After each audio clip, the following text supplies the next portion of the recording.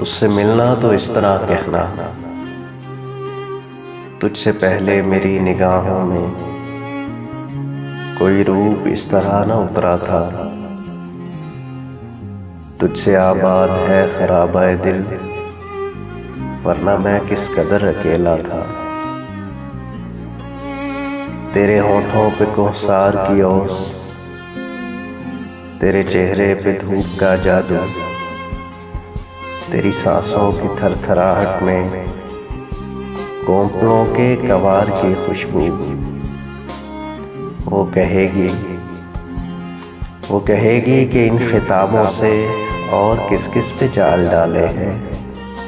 तुम ये कहना कि पेश सागरे जाम और सब मिट्टियों के प्याले हैं।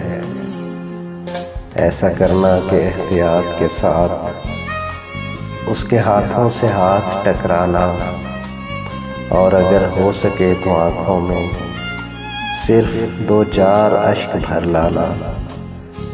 इश्क में ऐ मुबस्सिरीन कराम, यही तकनीक काम आती है और यही लेके डूब जाती है।